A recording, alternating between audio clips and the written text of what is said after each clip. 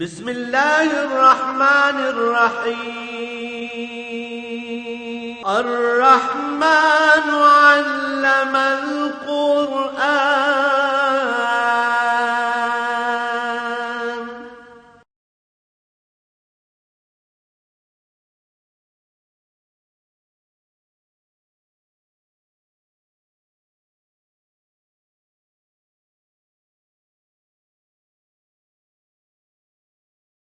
الحمد لله رب العالمين والصلاة والسلام على حبيبه محمد وآله وصحبه أجمعين. أعوذ بالله من الشيطان الرجيم. بسم الله الرحمن الرحيم.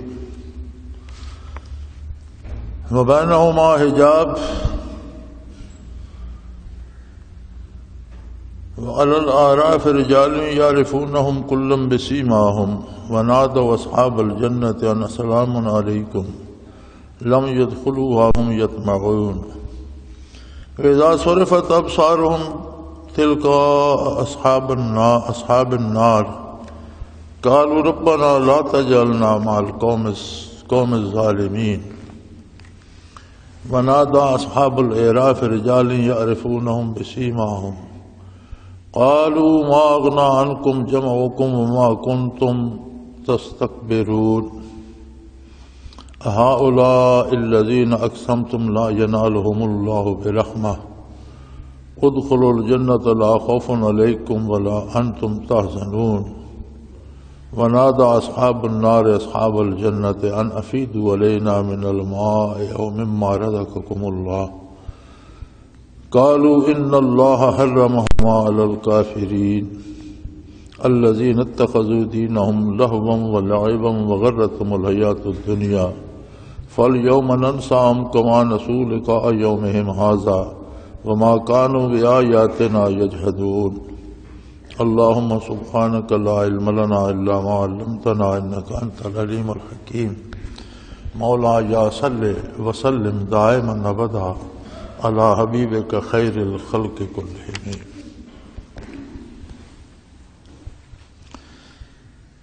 فرمایا جنتیوں اور دوزخیوں کے درمیان ایک پردہ ہوگا وبینہما حجاب، ایک پردہ ہوگا، ایک آڑ ہوگی، ایک فاصلہ ہوگا. اس فاصلے میں جو مقام ہے اسے اعراف کہتے ہیں.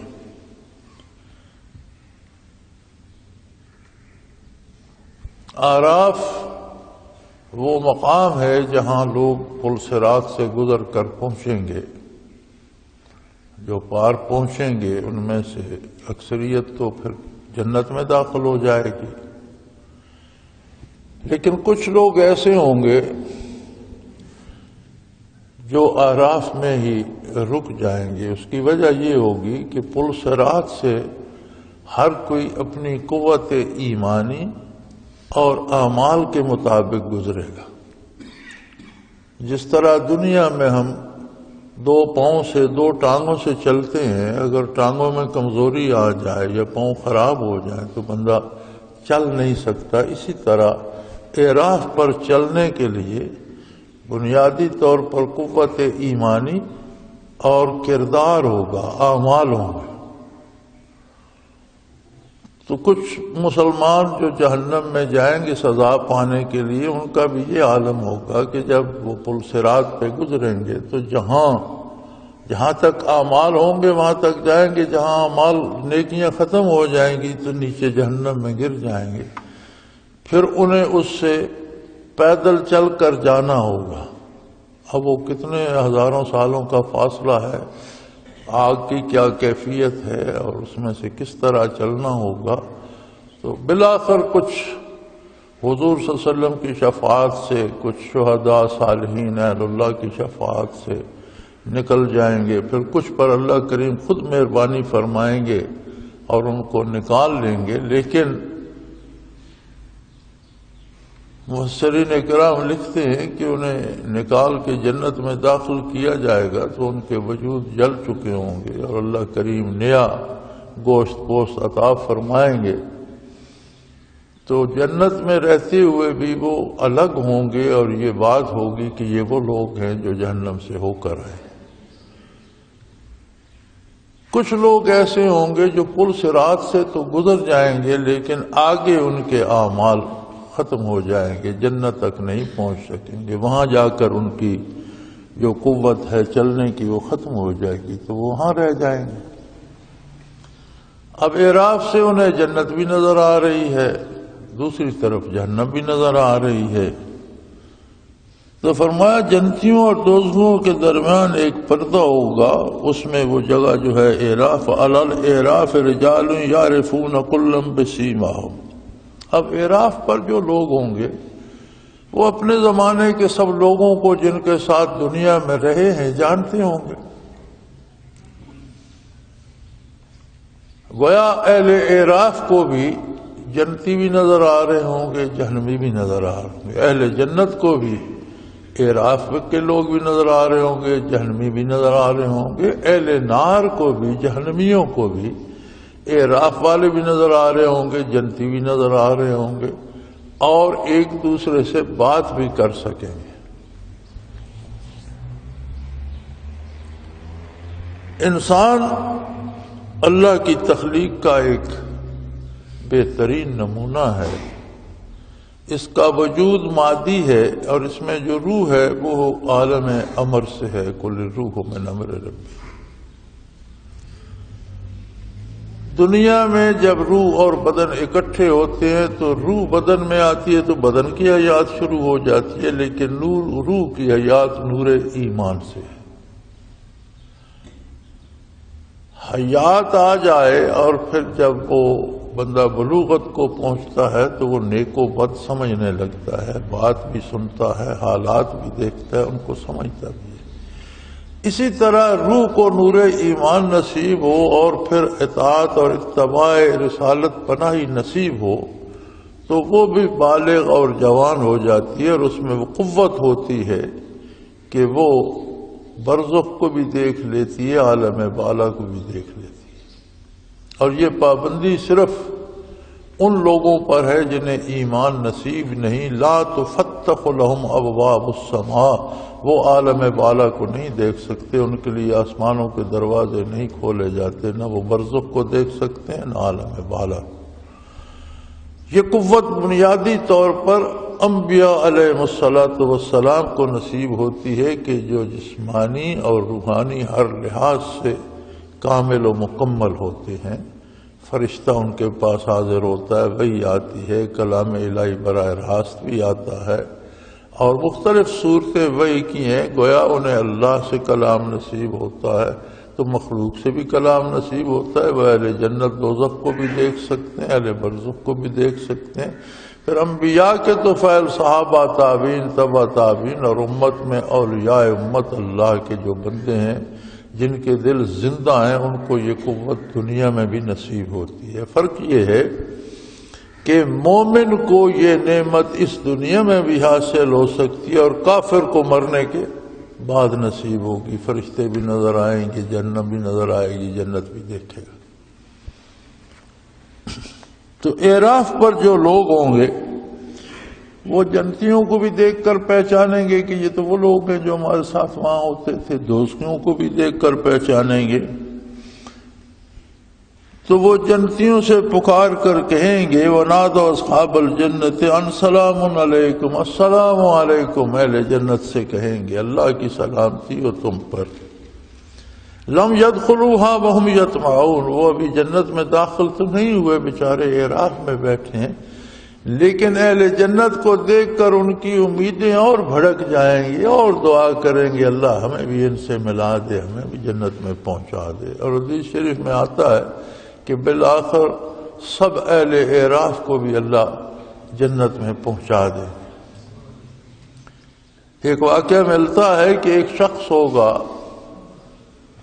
جو سب سے آخر میں پل صراط سے پار پہنچے گا، چلتا چلتا کہیں بیٹھ جائے گا، کہیں گر پڑے گا، پھر لوگ کہیں گے ابھی جہنم میں گرا، لیکن وہ رک جائے گا، پھر چلنا شروع کر دے گا، تو گرتے پڑتے آخر اگلے کنارے پہنچ جائے گا، اور اعراف میں بیٹھا ہوگا، تو اس کے بارے بھی حدیث شریف کا مفہوم یہ ہے کہ وہ جنت کو دیکھ کر آرزو کرے گا اور عرض کرے گا بار الہ، یہ بڑے بڑے شاداب اور بڑے بڑے خوبصورت درخت نظر آ رہے ہیں، مجھے جنت میں مجھے اس سے پہلے وہ دعا کرے گا یا اللہ مجھے اس سے جہنم کے کنارے سے دور کر دے، اور وہاں یہ الفاظ بھی ہیں کہ عرض کرے گا بار الہ میں پھر کچھ نہیں مانگوں گا، لیکن میں بالکل کنارے پہ بیٹھا ہوں، نیچے جہنم نظر آ رہی ہے، مجھے اس سے دور کر دے۔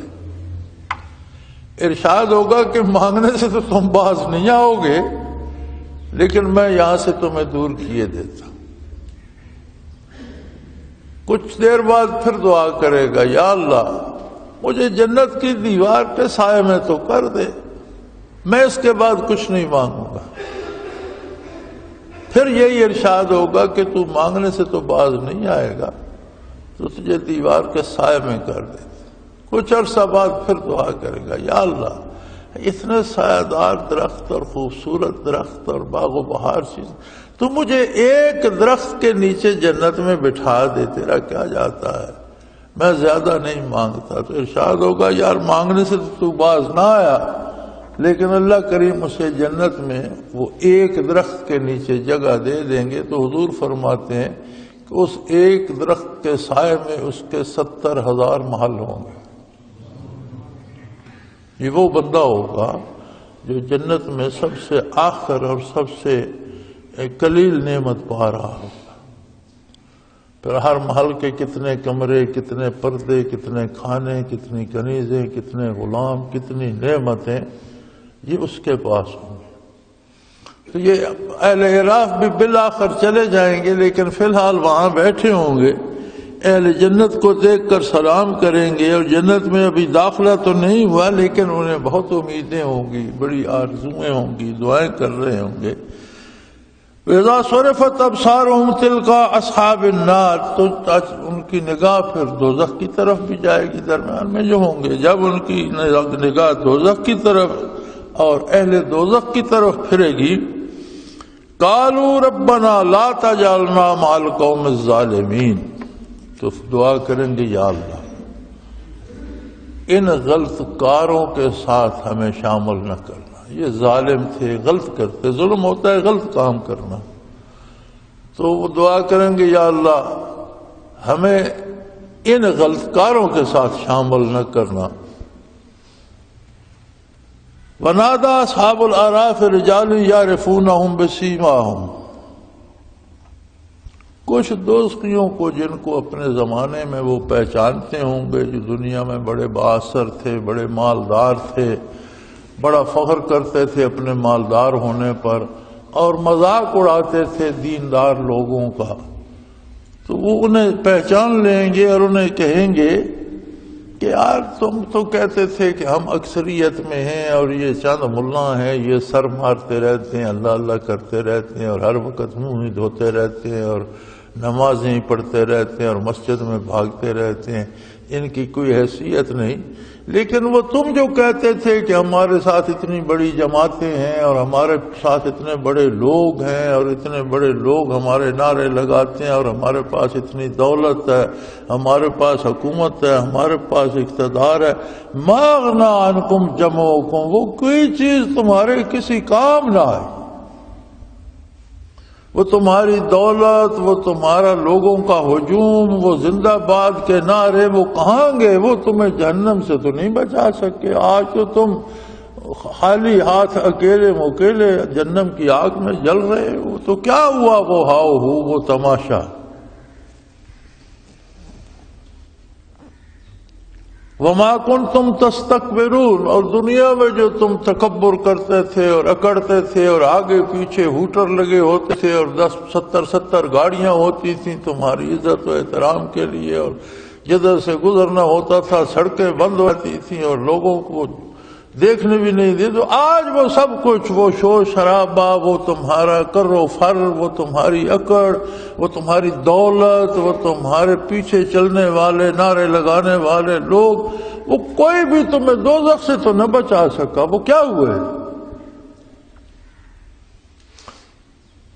ہؤلاء الذین اقسمتم لا ینالہم اللہ برحمہ، اور یہ لوگ دیکھ رہے ہو یہ جو جنت میں بیٹھے ہیں، یہ وہ لوگ ہیں جن کے لیے تم قسمیں کھایا کرتے تھے کہ انہیں کبھی کوئی بھلائی نہیں اللہ انہیں کوئی بہتری نہیں دے گا، ان کو تو روٹی نصیب نہیں ہے، ان کو تو پورا کپڑا نصیب نہیں، ان کی دنیا میں کوئی حیثیت نہیں ہے، ان کے پیچھے تو کوئی نعرہ نہیں لگاتا، انہیں کوئی اسمبلی میں نہیں بٹھاتا، کوئی وزیر نہیں بناتا، تو اللہ انہیں کیا، جس نے انہیں یہاں کچھ نہیں دیا وہاں بھی انہیں کچھ نہیں دے گا، یہ صرف نمازیں پڑھنے کے لیے ہے اور مسجدوں میں جانے کے لیے ہے اور سارا دن سر مارتے رہتے ہیں، انہوں نے داڑیاں بڑھائی ہوئی ہیں، انہیں ان کے پلے کچھ نہیں پڑے گا۔ تم تو قسمیں کھا کھا کر کہتے تھے لا ینالہم اللہ برحمہ، اللہ ان پر کوئی رحم نہیں کرے گا، انہیں کبھی اپنی رحمت سے نہیں نوازے گا۔ تو کام یہاں آ کر تو یہ ہوا کہ اللہ نے انہیں حکم دیا ادخلوا الجنت لا خوف علیکم ولا انتم تحزنون، اب یہاں پہنچے تو اللہ نے انہیں کہا چاہو جنت میں چلے جاؤ، نہ وہاں تمہیں افسوس کوئی ہوگا، ڈر ہوگا، نہ افسوس ہوگا، نہ کوئی خطرہ ہوگا، نہ گزشتہ کا کوئی غم ہوگا کہ جو کیا تھا غلط ہو گیا، بلکہ تمہیں خوشی ہوگی جو کیا تھا اچھا کیا اور وہ موج کر رہے اور تم جہنم میں جل رہے ہو۔ تو وہ دوزخی اہل اعراف کو جواب دینے کی بجائے جنتیوں سے بات کریں گے، وَنَادَى أَصْحَابُ النَّارِ أَصْحَابَ الْجَنَّةِ۔ اب دوزخی وہ ہم لوگ ایک دوسرے کو پہچانتے ہوں گے تو وہ جنت والوں سے کہیں گے یار تم موج کر کے ہم یہاں آگ میں جل رہے ہیں، تو تمہارے تو ماتحت نہریں چل رہی ہیں، تمہارے قدموں میں تو نہریں جاری ہیں اور دریا جاری ہیں، ان افیدوا علینا من الماء، ہم پر تھوڑا سا پانی ہی پھینک دو یار، اس آگ سے کچھ تھوڑی سی رستگاری مل جائے، یہاں تو پانی کا نام نہیں ہے، تو پانی بھی کھول، آگ کی طرح پانی بھی جلاتا ہے، آگ بھی جلاتی ہے، تو ہمیں کچھ پانی ہم پر ڈال دو، رزق او مما رزقکم اللہ، یا جو نعمتیں کھانے پینے کی اللہ نے تمہیں دی ہیں وہ ہمیں بھی دے دو۔ سوال تو ان پر اہل اعراف نے کیا تھا، انہیں جواب دینے کی بجائے وہ جنتیوں سے بات کریں، یعنی دوزخ میں ہیں، جل رہے ہیں، لیکن استعداد ہے اہل جنت سے بات کرنے کی، اہل جنت بھی سن لیں گے۔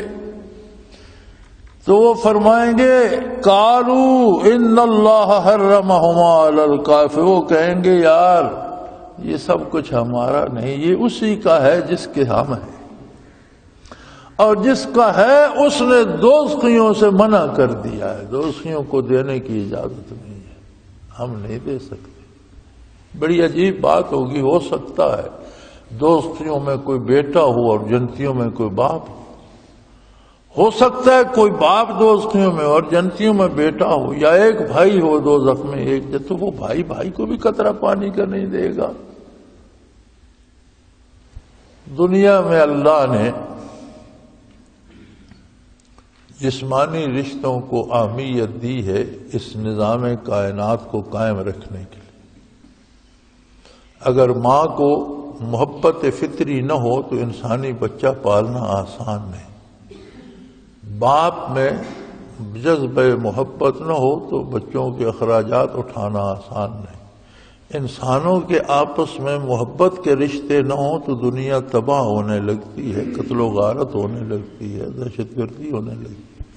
محبت ایک ایسا جذبہ اللہ نے دیا ہے جس سے دنیا کا نظام قائم ہوتا ہے، یہ جسموں سے جسموں کے درمیان ہے۔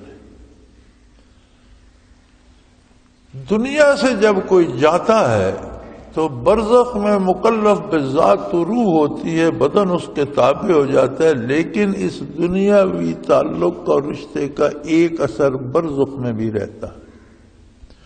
جب قیامت قائم ہوگی تو جسمانی تعلقات ختم ہو جائیں گے، پھر اس جہان کی آبادی کے لیے جسمانی تعلقات کی ضرورت باقی نہ رہے گی، وہاں کے رشتے وہاں کے ہوں گے۔ ہر اہل جنت کو ہر جنتی سے محبت اور پیار ہوگا اور ہر دوستی کا دشمن ہوگا۔ وہاں بات ساجی باجی نہیں ہوگی. یہاں تو مومن مرد عورت بچے سے پیار کرتے ہیں تو کافر بھی کرتا ہے. پیار محبت اور نفرت بٹ جائیں گی. ساری محبت جنت میں چلی جائے گی, ساری نفرت جہنم میں چلی. ہر دوستی دوسرے دوستی سے نفرت ہی کرتا ہوگا اور ہر جنتی دوسرے جنتی سے محبت ہی کرتا ہوگا. یہ احساسات میں تبدیلی واقع ہوگی. تو خواہ باپ جنت میں بیٹا جہنم میں یا باپ جنت میں جہنم میں بیٹا جنت میں, تو ایک دوسرے کا کوئی احساس نہیں ہوگا. جنتیوں کا رشتہ جنتیوں سے, دوستیوں سے ہوگا. تو وہ انہیں صاف جواب دیں گے, بھائی یہ دریا ہمارے نہیں ہیں, یہ باغ میوہ جات پھل, یہ محل, یہ کھانے, یہ لباس, یہ ہمارے نہیں ہیں, یہ اس کے ہیں جس کے ہم ہیں. اور اس مالک نے دوستیوں کو دینے سے روک دیا. حرمہما علی الکافرین, اس نے تو کافروں سے منع کر دیا ہے, کافروں کو حرام کر دیا, روک دیا, منع کر دیا. یہ اللہ اتنا بڑا, اس کی رحمت اتنی وسیع, اس کے خزانے بھرے ہوئے, تو اپنی مخلوق ہے. دوزخ میں بھی تو اس کی اپنی مخلوق ہے. انہیں انسان بنا کر دنیا میں بھیجا, انسانی وجود دیا, انسانی روح دی, انسانی شعور دیا. تو اب کیا اللہ کریم اتنے سخت ہو گئے ہیں کہ انہیں 2 گھونٹ پانی بھی نہیں دیتے؟ تو وہ فرمائیں گے بات ایسی نہیں. بات یہ ہے الذین اتخذوا دینہم لہوا ولعبا, ان سے اللہ نے نہیں روکا, انہوں نے خود کرتوت ایسے کیے کہ وہ ہر چیز روک. یہ ان کی اپنی حرکتیں ہیں, یہ ان کا اپنا کردار ہے. انہوں نے دین کو کھیل تماشا بنا لیا تھا. جسے کلمہ نصیب نہیں ہوتا اس کا دین تو ہے ہی کھیل تماشا. چند رسومات عجیب و غریب, کہیں ڈھول بج رہے ہیں, کہیں طبلے بج رہے ہیں, کہیں ناچ ہو رہا ہے, اس سب کو دین سمجھا جا رہا ہے اور اس پر اللہ کی رضا کی امید بھی ہے.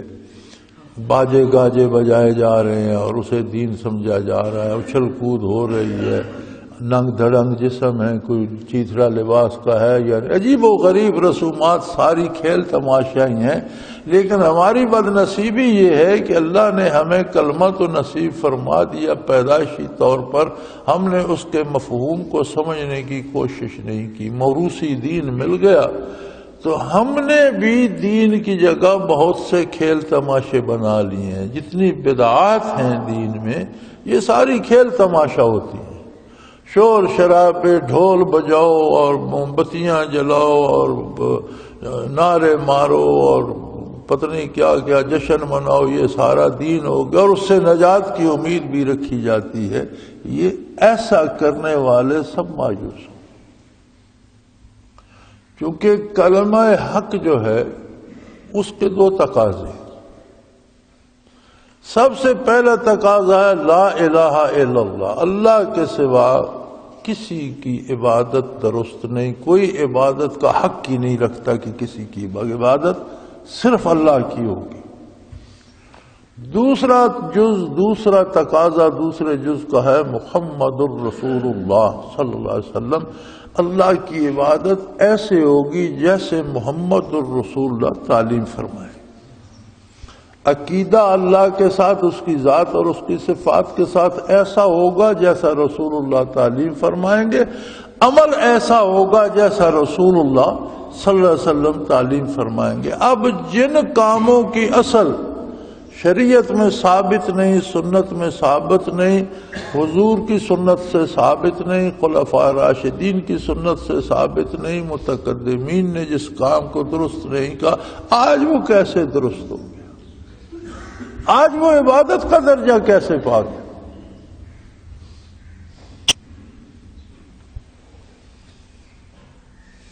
مجھے بہت کم اتفاق ہوتا ہے. میں چونکہ اللہ کا شکر ہے میں یہیں رہتا ہوں دارالعرفان میں, مجھے باہر جانے کا بہت کم اتفاق. اور یہ اللہ کا احسان ہے, یہ اللہ کی بڑی رحمت ہے. یہ معمول گھر ہے, یہاں انوارات ہیں, رات دن ذکر ہوتا ہے, کوئی کسی پر تان نہیں کرتا، کوئی کسی سے لڑتا نہیں، کوئی کسی کو گالی نہیں دیتا۔ یہ چھوٹی سی جگہ اللہ نے بہت خوبصورت بنا دی۔ اللہ اس کے بسانے والوں پر کروڑوں کروڑوں رحمتیں نازل فرمائے۔ یہ حضرت رحمت اللہ تعالی علیہ کی رکھی ہوئی بنیاد ہے، اور اس کے سراسر ایک ایک اینٹ نیکی، دیانت اور امانت اور محبت پر ہے۔ اس حلقے میں اس کے ایریے کے اندر آ جاؤ تو پچھلی نفرتیں بھول جاتی۔ تو اللہ کا احسان ہے مجھ پر، اس نے مجھے یہاں رہنے کی توفیق بخشی ہے۔ باقی زندگی بھی اللہ کرے یہیں کٹ جائے۔ تو مجھے بہت کم اتفاق ہوتا ہے باہر جانے کا۔ تو اگلے دن میں گاؤں میں گیا، اب عام سے لوگ، سادے سے لوگ اذان کہہ رہے تھے، غالباً عصر کا وقت ہو گیا۔ بارگاہ رسالت کا ایک ادب ہے۔ ایک شخص مویشی چھوڑ کر دیہات سے آیا، حضور حجرے مبارک میں جلوہ افروز تھے، مسجد میں نہیں تشریف رکھتے تھے، اپنے حجرے مطہر میں تھے۔ اس نے باہر سے آواز دی، یا رسول اللہ، مسئلہ کوئی شرعی پوچھنا چاہتا۔ جلدی یہ تھی کہ اپنا ریوڑ یا اونٹوں کا گلہ یا مویشی چھوڑ کر آ گیا تھا مسئلہ پوچھنے، تو وہ کہیں بکھر نہ جائیں، گم نہ ہو جائیں، کسی کی فصل میں نہ چلے جائیں، واپس جا کر انہیں دیکھنا تھا۔ تو اس نے باہر سے آواز دینے کی جسارت کر لی۔ اس پہ پوری آیات اتری، اس سورت کا نام ہی حجرات ہے، اور فرمائے ان الذین ینادونک من وراء الحجرات، یہ لوگ جو حجرے مبارک سے باہر سے آپ کو آواز دیتے ہیں، یہ جاہل ہے۔ اللہ کریم ناراض ہوا، یہ تو جہالت ہے، میرے نبی کو کیوں بے آرام کرتے ہو؟ بلکہ وہاں حکم یہ ہے کہ اسے چاہیے تھا تب تک بیٹھا رہتا خاموشی سے حتیٰ تخرج الیہم، کہ آپ اس کی طرف تشریف لے جاتے، اپنی مرضی سے باہر نکلتے، اور پھر بھی آپ کو متوجہ نہ کرتا، آپ اپنی مرضی سے تخرج الیہم اس کی طرف متوجہ ہوتے، تب وہ اپنی گزارش پیش کرتا۔ چونکہ مخلص تھا، مومن تھا، دین پوچھنے آیا تھا، تو اللہ نے کوئی سزا نہیں دی، لیکن ناراضگی کا اظہار فرمایا۔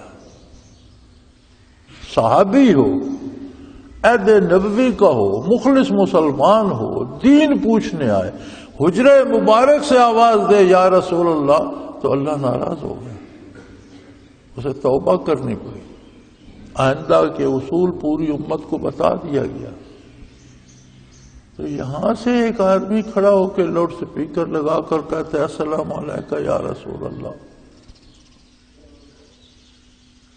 نہ یہ صحابی ہے، نہ تابعی ہے، نہ تبع تابعی ہے، نہ اس کا کوئی مقام ہے۔ کہاں عظمت رسالت، کہاں تم کھڑے ہو؟ تو میں نے سنا، میرا وجود لرز گیا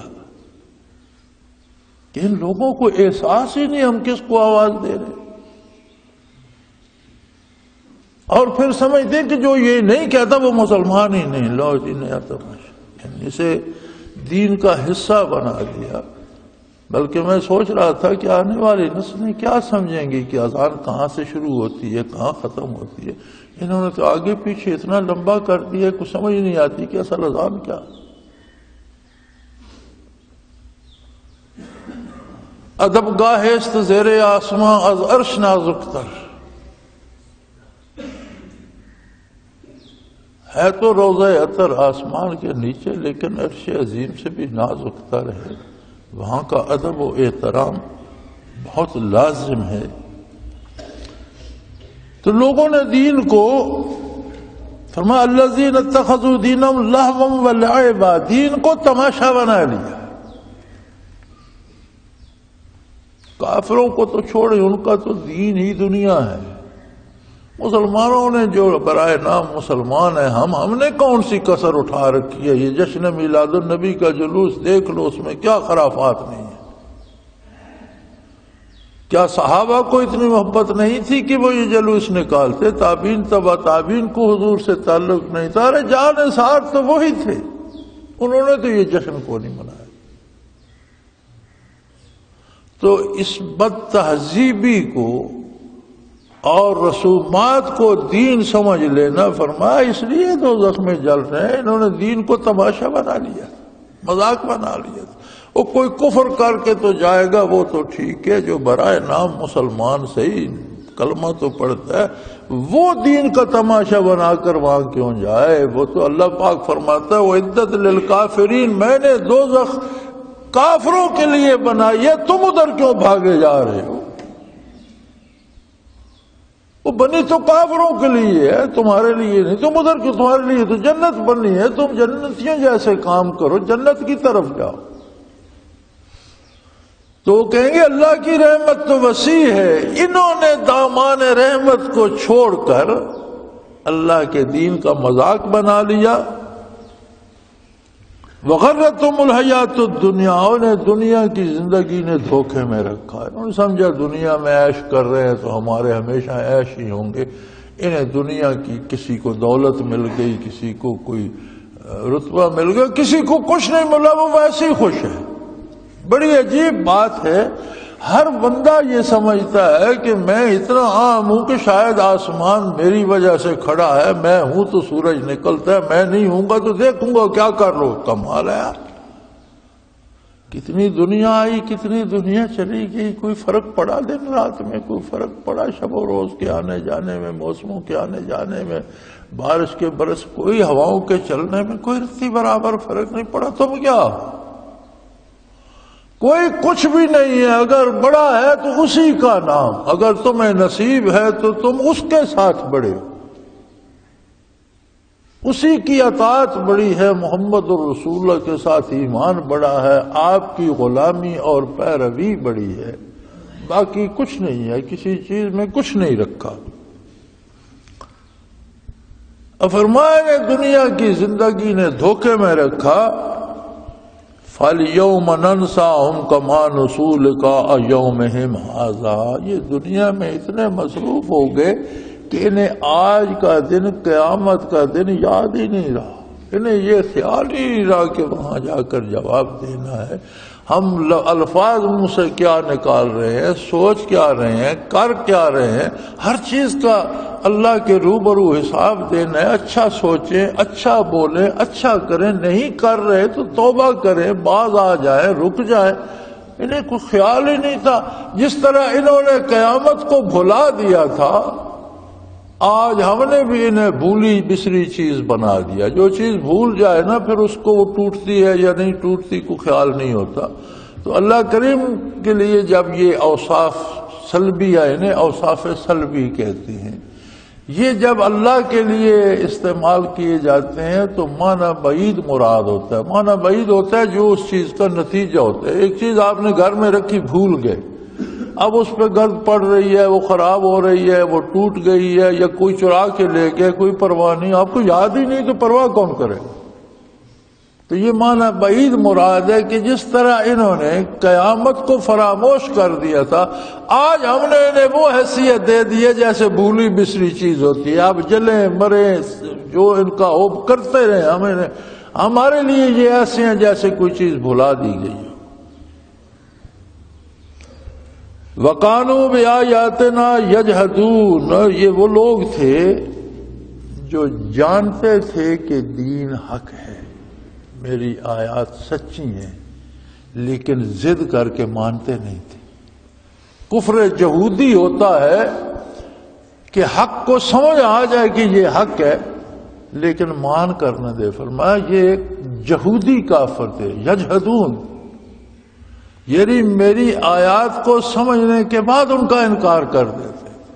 کفر جہود یہ ہوتا ہے کہ ایک دن ابی جہل بڑا پریشان بیٹھا تھا تو اس کا کوئی دوست آ گیا، اس نے کہا کمال ہے، تمہیں ابی الحکم کہتے ہیں، تم وادی کے سردار ہو، اس پوری وادی میں کوئی تمہارے حکم سے سرتابی نہیں کرتا، اور تم ہی پریشان ہو تو باقیوں کا کیا ہوگا؟ تم کیوں پریشان بیٹھے ہو؟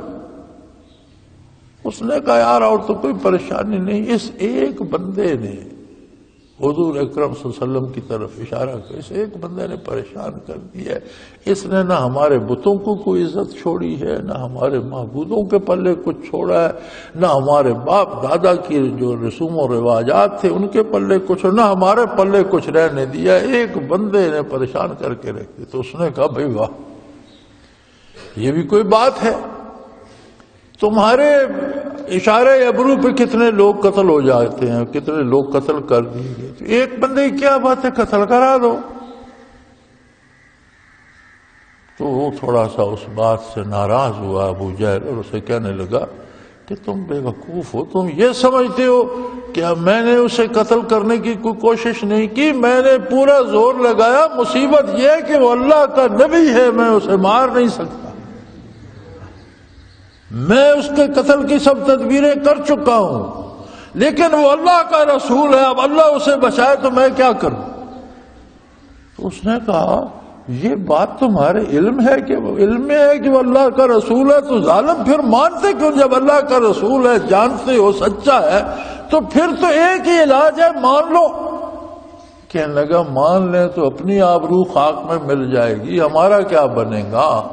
ہم جو سردار بنے بیٹھے ہماری بات مانی جاتی ہے، پھر تو اس کی بات مانی جائے گی، مان نہیں سکتا۔ اسے کہتے ہیں کفر جہودی، یعنی جانتا ہے حق کو مانتا نہیں۔ فرمایا یہ لوگ جو دین کو تماشا بناتے تھے، انہیں حق بتانے والے بھی موجود تھے، یہ سنتے بھی تھے اور یہ اندر سے جانتے بھی تھے کہ جو بات یہ کہہ رہے یہ سچی ہے، مانتے نہیں تھے۔ اس لیے آج ان کی ہمیں کوئی پرواہ نہیں۔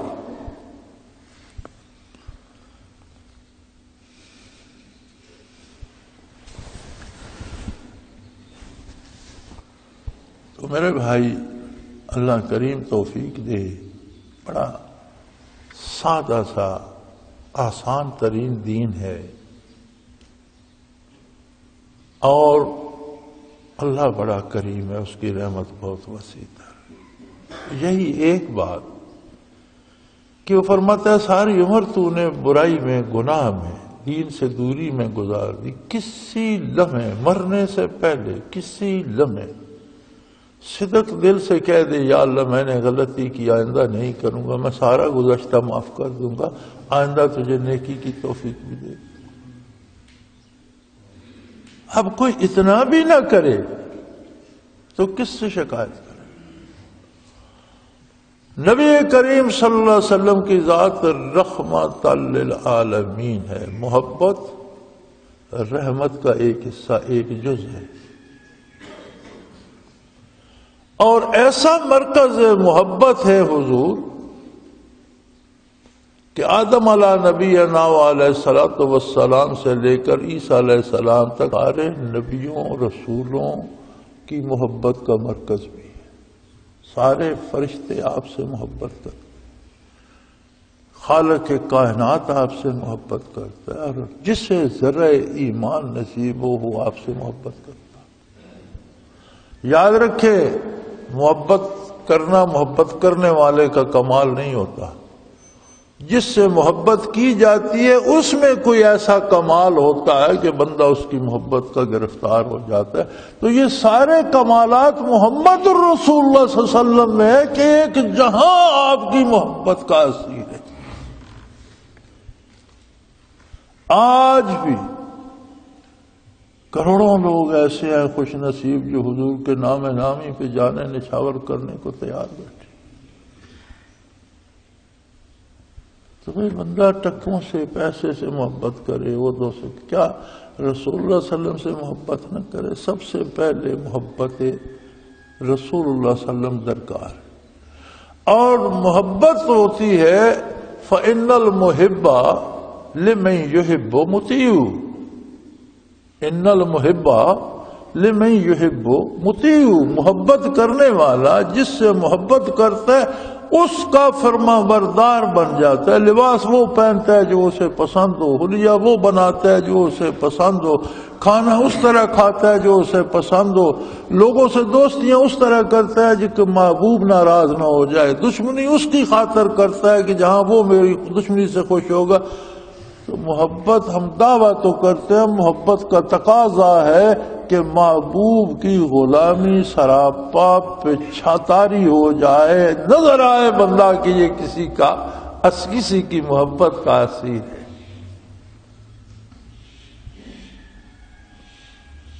تو میرے بھائی، ہمارے پاس اللہ کی دی ہوئی فرصت ہے، موقع ہے، وقت ہے، پورے خلوص سے توبہ کی جائے، اللہ سے حضور کی محبت طلب کی جائے، اور اپنے آپ کو بھی اس پہ قائل کیا جائے۔ حضور سب کو یہ دولت نصیب فرمائیں، گناہ معاف فرمائیں، جہنم اور اس کے عذابوں سے پناہ دیں۔ وآخر دعوانا ان الحمدللہ رب العالمین۔ اللہ اللہ اللہ اللہ اللہ اللہ اللہ اللہ۔ حضرت امیر محمد اکرم آوان مد ظلہ العالی دارالعرفان منارہ ضلع چکوال میں سالہ سال سے قرآن و حدیث کے اوپر خطابات کر رہے ہیں اور سلسلہ نقشبندیہ اویسیہ کے مطابق لوگوں کو ذکر الہی کی تربیت دے رہے ہیں۔ وہ قرآن پاک کی تفسیر ترتیب وار بیان کر رہے ہیں۔ تفسیر قرآن کو وہ موجودہ ملکی اور بین الاقوامی حالات کے مطابق بیان کرتے ہیں۔ موٹر وے سے کلر کہار کے انٹرچینج سے نکلتے ہوئے، کلر کہار کی جھیل سے ہوتے ہوئے، میانی، بوچھال اور نور پور سے گزرتے ہوئے دارالعرفان منارہ پہنچ سکتے ہیں۔ حضرت امیر محمد اکرم آوان نے بچیوں اور بچوں کی دینی اور دنیاوی تعلیم کے لیے سقارہ اکیڈمی کے نام سے ایک درسگاہ بھی قائم کی ہے، جس کا افتتاح ملک پاکستان کے صدر جنرل محمد ضیاء الحق نے اپنے دست مبارک سے کیا تھا۔ وہ تمام احباب جو اسلام کی طلب رکھتے ہیں ان سے گزارش ہے کہ دارالعرفان منارہ ضلع چکوال میں امیر محمد اکرم آوان صاحب کے خطابات سے مستفید ہوں۔ وہ ہر جمعے کو نماز سے پہلے بیان فرماتے ہیں۔ ہر ماہ کی پہلی اتوار کو ماہانہ اجتماع ہوتا ہے جس میں آپ خصوصی خطاب فرماتے ہیں اور پاکستان کے چاروں صوبوں سے احباب اس اجتماع میں شرکت کرتے ہیں۔ اس کے علاوہ یہاں سال میں 2 مرکزی اجتماعات بھی ہوتے ہیں، ایک رمضان المبارک میں اعتکاف کا اجتماع اور دوسرا جولائی اور اگست میں 40 دن کا اجتماع ہوتا ہے جس میں روحانی تربیت کی جاتی ہے۔ اپنا خون سیماب دے کر اتنا ہم کر جائیں گے، نام آقا کا چمن میں پھر رقم کر جائیں گے۔